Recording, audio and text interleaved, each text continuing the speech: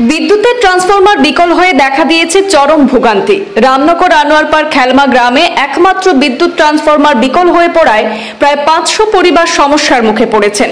বিশেষ করে তীব্র গরমে শিশু, বয়স্ক এবং অসুস্থরা আরও ভোগান্তিতে রয়েছেন। স্থানীয়রা জানিয়েছেন, তারা বিগত কয়েকদিন ধরে বিদ্যুৎ বিভাগের স্থানীয় শাখাকে সমস্যার বিষয়ে জানিয়েছেন, তবে এখনো পর্যন্ত কার্যকর কোনো ব্যবস্থা নেওয়া হয়নি। এর ফলে গ্রামের মানুষের দৈনন্দিন জীবন ব্যাপকভাবে প্রভাবিত হচ্ছে। বিদ্যুতের ঘাটতির কারণে হোল্ডিং ফ্যান, কুলার এবং অন্যান্য বৈদ্যুতিক যন্ত্রপাতি ব্যবহার করা সম্ভব হচ্ছে না।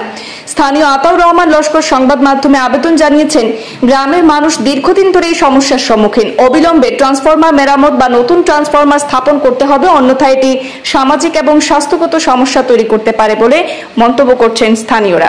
নমস্কার, আসসালামু আলাইকুম। আজকে আমরা বিশেষ একটা কাজ নিয়ে এখানে উপস্থিত হয়েছি আমাদের আনোয়ারপাড় খেলমা গ্রাম অঞ্চলে।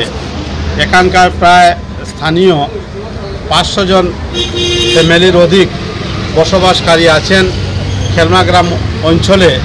এখানকার একটা এবিসিআই রুট যেটা আছে, এবিসিআই ঠিক সম্মুখে একটা ট্রান্সফরমার রয়েছে বৈদ্যুতিকের।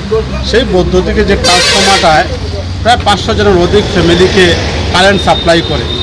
কিন্তু দিনকে দিন আমরা দেখতে পেয়েছি, বিগত দিনেই আমরা ওভারঅল আমরা ফোনের মাধ্যমে এসডিও স্যারকে আমরা অবগত করিয়েছিলাম সেই ম্যাটারটি। যাই হোক, উনি কোনো পদক্ষেপ নেননি। আগামী দিনে আমরা শারদীয় দুর্গা উৎসব পরে আমরা মাননীয় যিনি আমাদের এপিডিসিএলের দায়িত্বে আছেন এসডিও স্যারের এখানে আমরা কয়েকজন লোক যাব, একটা স্মারকলিপি নিয়ে ওনাকে একটা মেমোরান্ডাম সাবমিট করব। আমরা ওনার প্রতি আহ্বান থাকবে যে উনি একটা উপযুক্ত ব্যবস্থা করে যাতে আমরা 500টা পরিবার যাতে কারেন্টের সুব্যবস্থা পাই, সেটা আমাদের দাবি, গণদাবি। গোটা এলাকাবাসীর পক্ষ থেকে আমাদের পূর্ণ আস্থা বিশ্বাস রয়েছে এসডিও স্যার একজন জেইকে পাঠিয়ে সেটা পর্যবেক্ষণ করবেন, সেই আশা আকাঙ্ক্ষা আমরা রাখছি। নমস্কার, আসসালামু আলাইকুম।